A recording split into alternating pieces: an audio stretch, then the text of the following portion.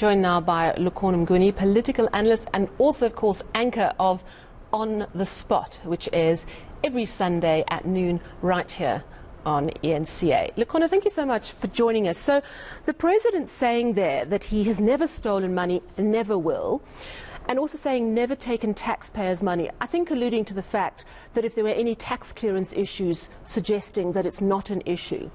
Also saying that game farm trading happens sometimes in foreign currency.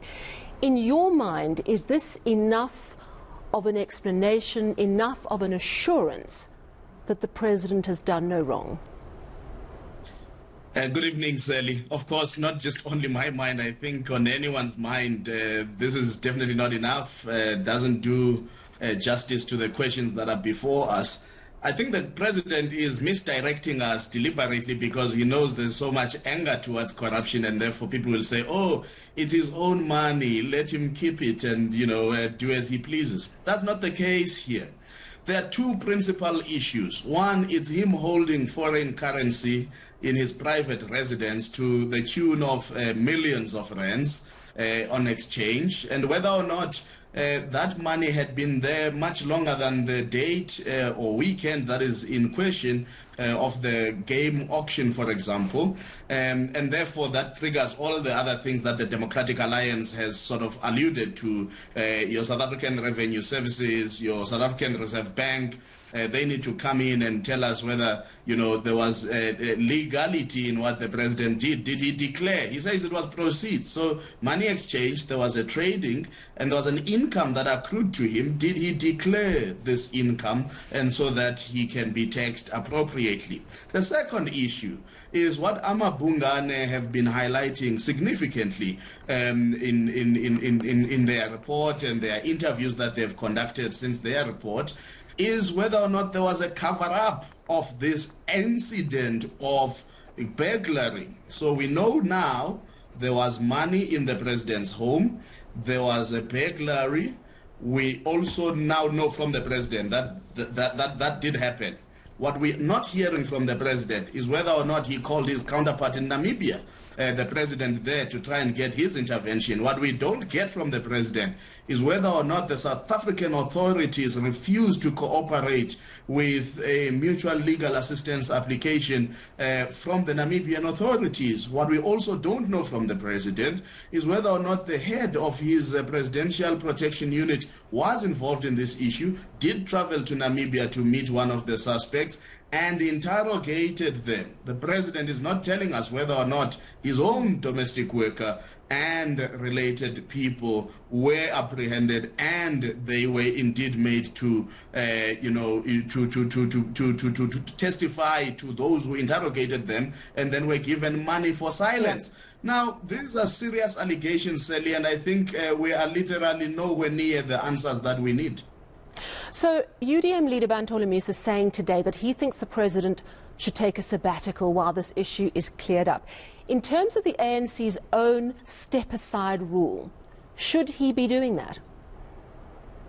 Well, they will say he's not criminally charged. And I mean, this is why working with ANC's standards of, ANC's standards is quite problematic. This is a serious issue.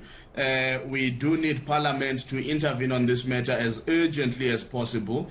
We do not have enough, precedents, Sally, at doing things well when it comes to people in authority. You saw Parliament not long ago letting Zweli Mkhize off the hook. We saw Parliament letting former President Jacob Zuma off the hook. I mean, ministers were even playing videos and making a comical movie out of the Nkandla saga. So in actual fact, we don't have good precedents when it comes to holding people who are in power accountable. And I wonder what might really be the correct path to navigate, because if it's going to be a parliamentary ad hoc committee that looks into this, staffed and filled with ANC cronies whose lifeline depend on them being good and happy with the president and in his good books, so that their jobs as parliamentarians are not threatened, I think we are presented here with a far more serious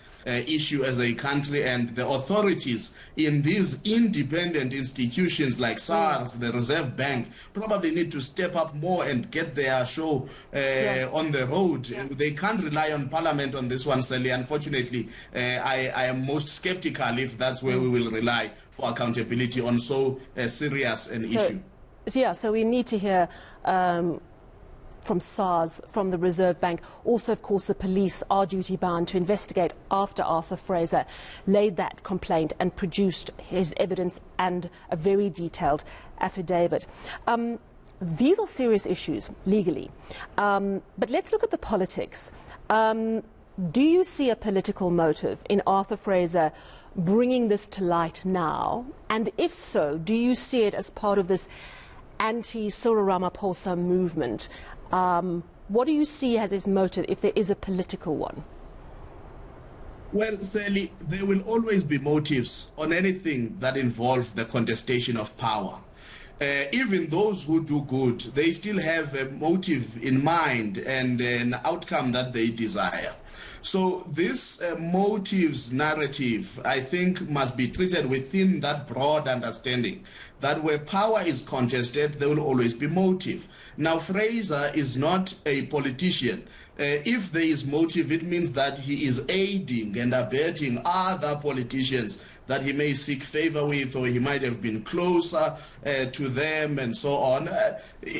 There's credence to that, but the reality is that as courts of law would always tell us that once matters are before them, they are duty-bound to look at the evidence that is before them, adjudicate on that evidence, and come up with an outcome. Because irrespective of the motive, the matter is now in the public light, and it must be treated with the seriousness that it deserves to be treated with. One very quick answer. How serious is this? Is it serious enough to bring the president down, in your view? No, not really. It just confirms that the president is another typical politician who deals in cash, keeps cash in his home. We've had so many of these stories of typical politicians that have cash in their ceilings, in their bedrooms, that gets stolen from time to time. What is more devastating for him is that he may have colluded in the cover-up here. For South Africans, their eyes must be cast on 2024 and how they respond to this. Thank you so much for chatting to us this evening. Of course, that's Lukhona Mnguni, political analyst and anchor of On the Spot, which is every Sunday here on eNCA at noon.